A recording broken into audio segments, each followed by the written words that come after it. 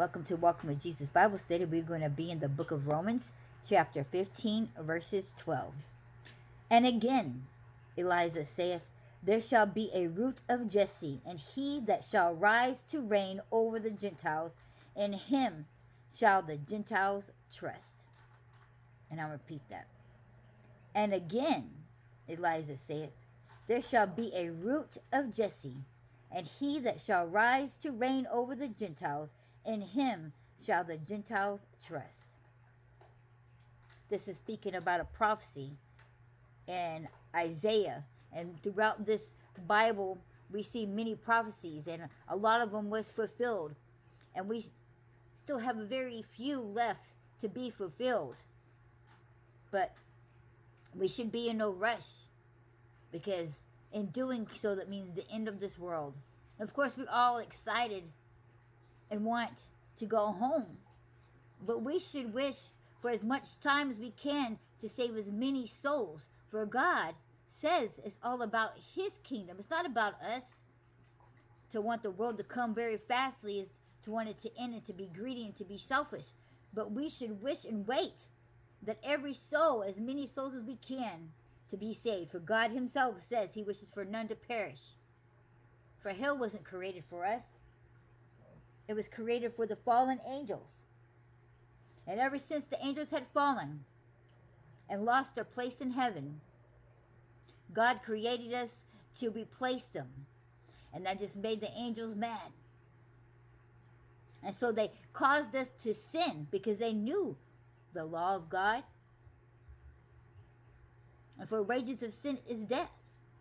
So they created sin to enter to the world by tricking us to sin, so that we shall die, because we was never meant to die. That's why you see in the Bible times that many of them have lived for thousands, up to thousands of years. Even the animals did.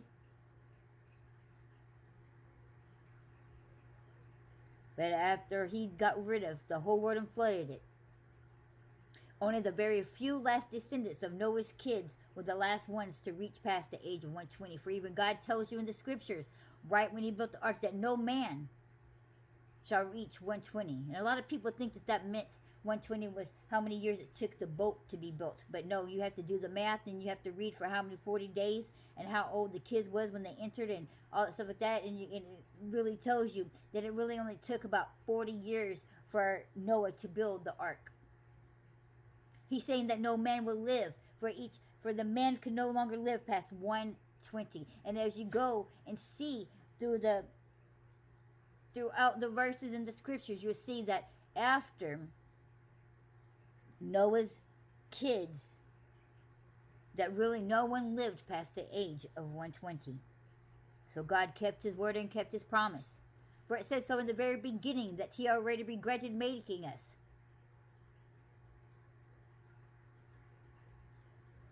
Which is easy for us to understand, considering that everything that he's ever created, we have destroyed, including ourselves.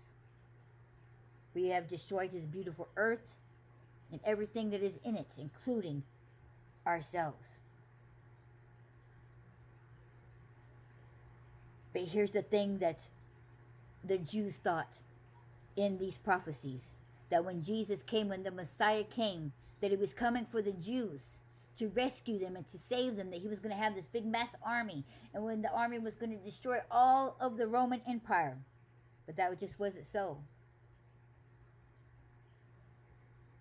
For it tells you throughout the scriptures, even Isaiah, that Jesus was coming for any and all, including the Gentiles. Jesus, the first person he revealed himself to was a Samaritan woman who he told to go speak and to tell the world who he was. Somebody who wasn't welcome, somebody who was an outcast, somebody who was a Gentile, not a Jew. Of course, the disciples knew, but I meant as revealing so that everybody knew. He told a Gentile, for he was coming for the Gentiles. And why? Because the Jews, his own people, has rejected him and have been rejecting God almost since the beginning of time.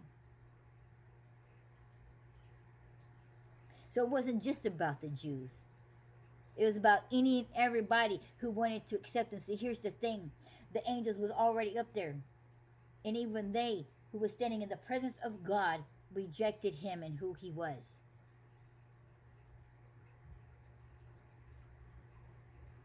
God is not a control freak. He isn't a puppet master. He gives us freedom and free will to make our own choices. So he asks us. He wants us to choose him. And see, here's the thing about faith. Those angels saw and they believed and they still rejected him. How blessed is those who keep the faith and believe in God and who he says he is and still choose him. And that is precious. And that's what God wants. And that's why we have to live by faith and not by sight.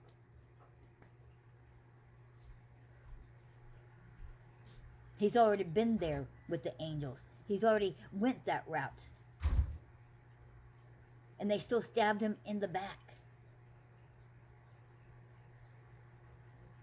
How much love can you get for somebody who loves you and faithfully believes in you and has never met you and never saw you? Man, that's love, that's faith.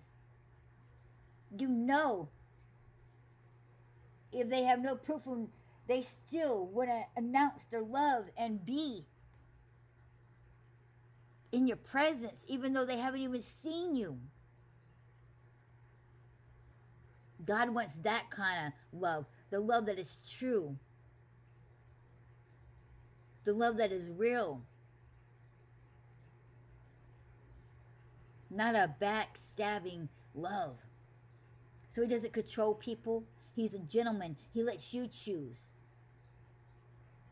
He's not going to sit there and beg you and make you feel guilty and all this, but he is going to send somebody so that you know the truth. So it's important to know the truth. He does want to save you. So he has people going around and sharing his word and his gospel with you to save you. Because the truth is, the ending without God is torment, torture, death. And God is love and life, and he wants for all to experience and to know his love. And we as his children, as we come to Christ and know him, we know that love, we know that joy, we know that peace. We are more than happy than to share that experience with others and to save a life. For if we truly love God, we don't want nobody to die either. So we share in the same pleasure as with God, and to share the good news. It's not just good news, it's the best news ever. It's the only thing that's going to ever save you. Save your soul. For this world and the flesh shall perish and die, but it is your soul that will live on forever. Where it's going to live is up to you, because it's your choice. See, God isn't about chains and control. That's the evil side. You're chained to all the burdens and to all the sin and to all the evilness. And God sets you free. He is love. He doesn't want to control you. He just wants to love you.